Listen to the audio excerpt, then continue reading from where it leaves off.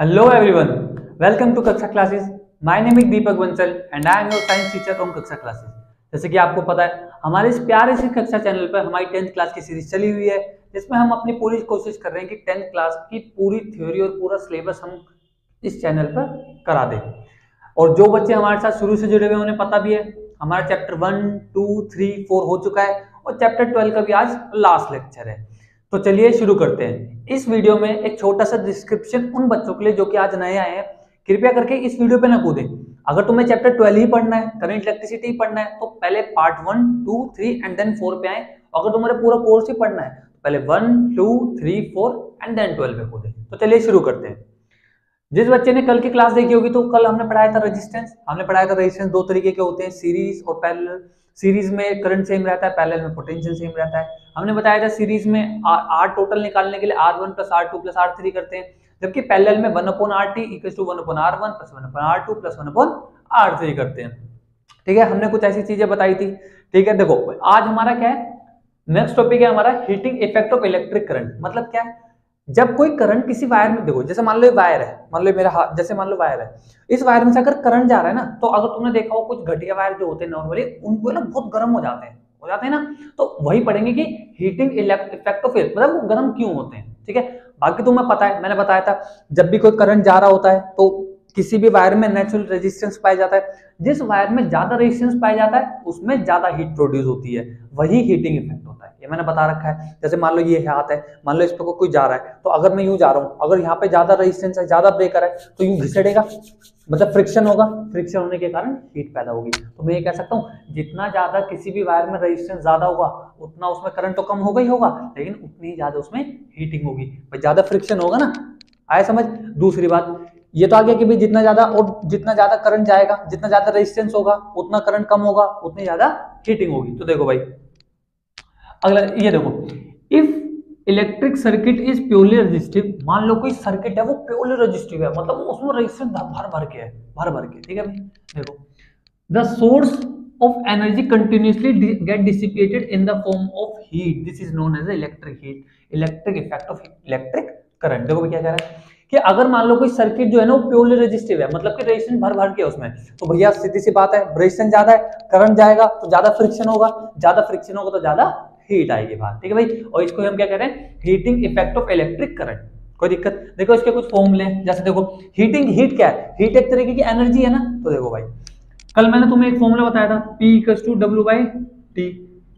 Work क्या है, एक तरीके की एनर्जी है, तो इसे E/T भी लिख सकता हूं। और अगर मैं इसको E की वैल्यू निकालूं तो P इंटू टी नहीं लिख सकता क्या, क्रॉस मल्टीप्लाई कर दी बस। ठीक है भाई, अच्छा E equals to P into T, E को मैंने H लिख दिया, H क्या है, हीट। ठीक है, अब P की वैल्यू मैंने कल बताया था formula, P equals to VI, पढ़ाया था कल।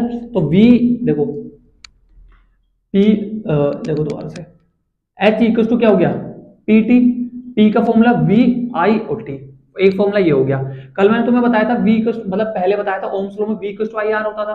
तो देखो भाई, H इक्वल्स टू V की जगह IR रख दो, IR I और T, II base same power add I square R into T। ठीक है भाई, अब तीसरा फॉर्मूला लगा सकते हो, इसमें लिख लो। मान लो तुम्हें करंट की वैल्यू क्या आएगी, I इक्वल्स टू V/R, यहीं से निकाल ली मैंने। अब यही करंट की वैल्यू तुम यहां रख दो, इस वाले में, इसे छोड़ दो, इसमें रखो, V into V/R into T, base same power है तो V square by R into T. बाकी तुम्हें पेपर में ऐसे फॉर्मूले ड्राइव नहीं करने, तुम्हें याद ही करके जाने कि I square R into T और V square by R into T. कोई दिक्कत। देखो भाई अगला, अब ये क्या कह रहा है, joules law of heating effect. देखो एक साइंटिस्ट था जूल, तुमने अगर याद हो तो एनर्जी की यूनिट ऐसा यूनिट भी क्या करती थी, जूल होती थी। तो उन्होंने क्या बताया, उन्होंने कहा कि it state that heat produce in the register is, ये बोले कि जो हीट प्रोड्यूस होती है ना किसी भी रजिस्टर में, वो हीट डायरेक्टली प्रोपोर्शनल होती है स्क्वायर ऑफ करंट के, हीट डायरेक्टली प्रोपोर्शनल होता है रेजिस्टेंस के, और हीट डायरेक्टली प्रोपोर्शनल होती है टाइम के। तो इनका एक नया फॉर्मूला निकाल दिया। बाकी फॉर्मूला वही है, इन्होंने थोड़ा सा अपनी एक अलग से एक्सप्लेनेशन दे दी, उसके बेसिस पे उन्होंने अपना नया नियम निकाल दिया, जबकि बात यही कह रहे। देखो हमने भी तो यही निकाला था, I square R into two, और इन्होंने भी क्या निकाला, I square R into T. कोई दिक्कत। देखो भैया अगला क्या है, बोला कि हीटिंग इफेक्ट इज डिजायरेबल, देखो भाई, और अनडिजायरेबल। देखो क्या कह रहा है कि कई कई डिवाइसेस में ना हीटिंग जरूरी होती है, जैसे भाई इलेक्ट्रिक हीटर, भाई इलेक्ट्रिक हीटर तो हीट की हीटिंग के लिए बना हुआ ना, तो वो तो सही बात है, उसके लिए तो हीटिंग एक अच्छी चीज है। दूसरा और बताओ, घर में इस्तेमाल करते हो मतलब आयरन भाई प्रेस करने के लिए, अगर मान लो उसमें से हीट ही नहीं निकलेगी तो कपड़े तुम प्रेस कर पाओगे, नहीं कर पाओगे। तो वहां पर हीटिंग क्या है, अच्छी बात है। लेकिन कई बार हीटिंग बेकार भी होती है, जैसे मान लो कंप्यूटर है ना, जैसे मैंने एग्जांपल दे रखे हैं, कंप्यूटर, टीवी। टीवी देख रहे हो भाई साहब, गर्मी हो रखी है, पहले जून अप्रैल में ही है, और टीवी देख रहे हो, देखते देखते भाई साहब गर्म, कमरे रूम का टेम्परेचर बहुत ज्यादा बढ़ गया, तो और गर्मी लगने लगी। तो ये तो बेकार है ना चीजें, जिसके कारण उनकी अंदर की कुछ भी जो सिस्टम है टीवी के वे भी फूक सकते हैं, क्योंकि हाई टेम्परेचर हो चुका है। तो कई बार हीटिंग इफेक्ट अच्छा भी होता है, हीट अच्छी भी होती है, और कई बार हीट बेकार भी होती है। वो डिवाइस टू डिवाइस या फिर अप्लायंसेस टू अप्लायंसेस डिपेंड करता है। ठीक है भाई, देखो अब क्या कह रहा है। अब कह रहा है कि in bulb most of the power consume by the filament appears heat at a small power of the, देखो भाई क्या कह रहा है, बोल रहा है कि बल्ब के अंदर अगर तुमने ध्यान दो, जो नॉर्मल पहले आप तो ट्यूबलाइट आने लगी, जो पहले वाले बल्ब होते थे एकदम मतलब ऑरेंज से जो ब्राइटनेस छोड़ते थे, उनमें क्या पास जाओ एकदम जैसे एकदम हीट हीट से लगती थी, अरे भाई गर्म, हाथ सेक लो जैसे है ना। तो अगर तुमने देखो शादी वादी में एकदम से बड़ी बड़ी सी लाइट से लगी रहती है ना, यूं करके लगी रहती है, उनके पास पास जाना देखना बहुत ज्यादा हीट पैदा करते हैं। क्यों क्यों करते हैं? क्योंकि उनमें रेजिस्टेंस ज्यादा होगा, रेजिस्टेंस ज्यादा होगा तो हीट भी ज्यादा होगी, इसलिए वे हीट पैदा करते हैं। समझे? अब बल्ब के अंदर है ना एक चीज पाई जाती है जिसे कहते हैं फिलामेंट। क्या कहते हैं? फिलामेंट। देखो ये रहा फिलामेंट। जो बल्ब के अंदर हीट प्रोड्यूस होती है ना, वो बिकॉज ऑफ फिलामेंट होती है। किसके कारण? फिलामेंट। फिलामेंट नहीं देखा क्या ऐसा कुछ स्ट्रक्चर होता है, अरे यूं फूक जाता है फिर वो, हाँ वही वाला। ठीक है भाई, देख लेना, अगर जिसको नहीं आ रहा समझ वो नेट पे भी देख सकता है। बाकी मैंने बता दिया, बल्ब होता है उसके अंदर ऐसे जिगजैग ऐसा वो स्ट्रक्चर होता है ना।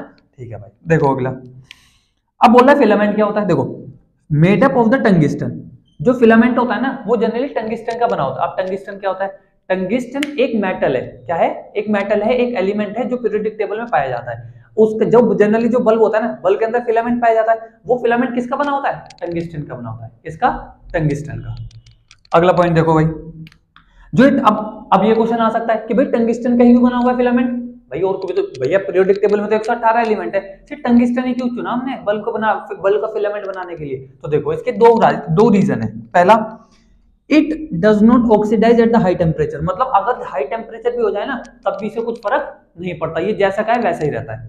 ठीक है भाई, अगला point, it have the high melting point. मान लो कि एक चीज है, मैंने एक एलिमेंट ये एक टंगिस्टन है, मैंने ये भी बल्ब में लगा दिया, ये भी बल्ब में लगा दिया। जैसे बल्ब 2-3 घंटे के लिए जला, इसका मेल्टिंग पॉइंट तो कम है, तो ये तो बहुत जल्दी पिघल जाएगा, जिसके कारण मेरा बल्ब खराब हो जाएगा। जबकि ये वाला मेरा क्या टंगिस्टन का, इसका टेम्परेचर इतना ज्यादा है, कितना भी 2 घंटे 3 घंटे 4 घंटे कितना ही टेम्परेचर बढ़ जाएगा। मतलब इसका टेम्परेचर कितना 3380 डिग्री सेल्सियस होता है। देखो कितना ज्यादा है भाई, कितना भी चला लो तुम, 2 घंटा 3 घंटा 4 घंटा 5 घंटा, कितना ही टेम्परेचर बढ़ जाएगा। तो टंगिस्टन तो वैसा का वैसा रहेगा ना, इसलिए हमारा बल्ब भी सेफ का सेफ रहेगा। इसी कारण हम बल्ब जो है टंगिस्टन का बनाते हैं। कोई दिक्कत आया समझ? अगला पॉइंट देखो भाई, bulb are the filled with the chemical inactive gases like nitrogen argon to prolong the life of the filament. देखो भाई, अब बल्ब जो होता है ना कांच का होता है, उसके अंदर ना कुछ केमिकली अनरिएक्टिव गैस होती है जो रिएक्ट नहीं कर पाती। क्यों डालते हैं? क्योंकि जो फिलामेंट है ना उसकी लाइफ को बढ़ाने के लिए वे गैसेज हम डालते हैं। अब कौन कौन सी गैसेज डालते हैं? आर्गन और नाइट्रोजन का मिक्सचर डालते हैं, ताकि जो हमारा फिलामेंट है बल्ब के अंदर उसकी लाइफ ज्यादा बढ़ जाए। कोई दिक्कत आया समझ? अगला देखो भाई, अब फ्यूज क्या है? फ्यूज है हमारे घर में एक, जैसे कि तुमने एमसीबी सुनी होगी घर में, है ना, मिनिएचर करंट ब्रेकर, उसी प्रकार से फ्यूज होता है। फ्यूज क्या होता है? फ्यूज है ना जनरली बोर्ड में लगा रहता है, तुमने ध्यान दिया हो, ऐसा घर में बोर्ड होता है ना जिसमें स्विच वगैरह होते हैं, उसमें एक छोटा सा ना ऊपर ऐसा कटआउट सा पाया जाता है, उसे निकाल दो ना तो पूरे घर की लाइट भाग जाती है, उसे फ्यूज कहते हैं। तो फ्यूज क्या होता है? फ्यूज हमारे घर में अप्लायंस एक अप्लायंसेस होता है जो हमारे पूरे सर्किट को बचाता है ब्रेक होने से। कैसे बचाता है वो बताते हैं। देखो भाई, बोल रहा है कि it is a safety device. ठीक है भाई, पहली बात तो एक सेफ्टी डिवाइस है that protect our appliances in case of short circuit and overloading. अब देखो क्या कह रहा है, मान लो कि घर में बाहर से वोल्टेज है ना, जैसे ट्रांसफार्मर था, बहुत ज्यादा वोल्टेज आ गई, तुमने ना ही एमसीबी लगा रखी ना ही फ्यूज लगा रखा, तो क्या होगा?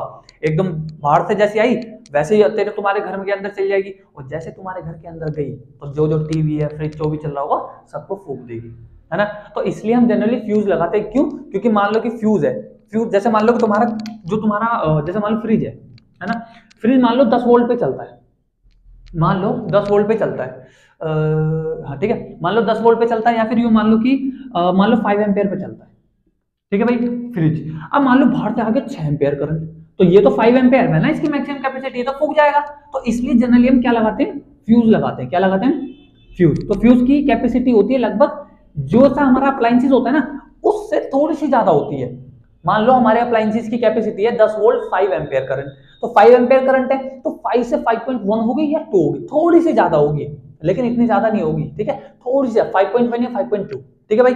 अब मान लो इसकी कैपेसिटी थी 5.2, ये है ना, देखो फ्रिज, यहां लगा दिया मैंने फ्यूज, क्या लगा दिया, फ्यूज, इसकी कैपेसिटी थी 5 एम्पेयर और इसकी कैपेसिटी 5.1 एम्पेयर।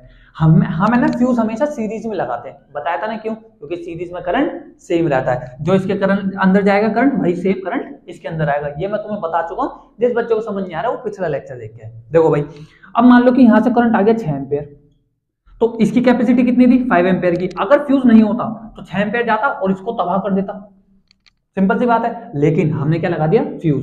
अब ये 6 से 5 इसकी कैपेसिटी मैक्सिमम कितनी थी 5.1, अगर 5.2 भी हो जाता ना तब भी फूक जाता फ्यूज, समझे। तो यानी कि भैया ये तो 6 आ गया, तो ये अपना फ्यूज क्या हो जाएगा, ब्रेक, और जब फ्यूज ब्रेक हो गया तो करंट आगे जा पाएगा क्या, नहीं जा पाएगा, तो हमारा जो फ्रिज है वो बच जाएगा ना। तो इसलिए जनरली हम फ्यूज लगाते हैं। तो फ्यूज की कुछ प्रॉपर्टीज है वो तुम्हें पढ़नी है। देखो पहला, देखो ये पॉइंट पढ़ाता हूं, देखो fuse is always connected in series. Fuse generally हम किस में लगाते हैं, सीरीज में लगाते हैं, अभी बताया, ठीक है भाई। फ्यूज का लो मेल्टिंग पॉइंट होता है, क्यों भाई, अगर मान लो बहुत ज्यादा मेल्टिंग पॉइंट हाई हुआ तो करंट आगे चला जाएगा, जाता रहेगा जाता रहेगा जाता रहेगा।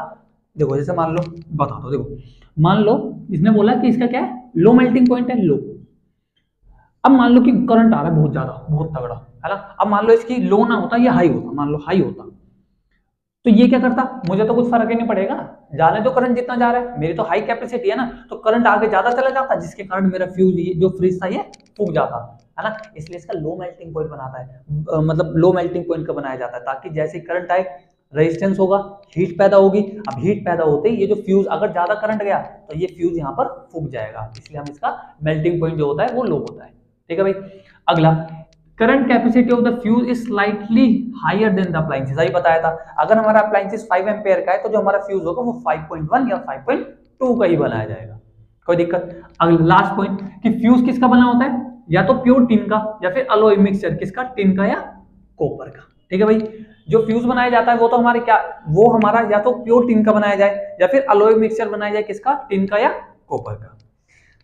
तो ये था हमारा आज का टॉपिक। मैं आशा करता हूं कि आपको ये टॉपिक समझ आया होगा। अगर आपको इस टॉपिक से रिलेटेड कुछ भी डाउट्स हैं तो आप मुझे कमेंट सेक्शन में बता सकते हैं। कमेंट सेक्शन आपके लिए पूरी तरीके से खुला है। तब तक के लिए पढ़ते रहिए। Thank you.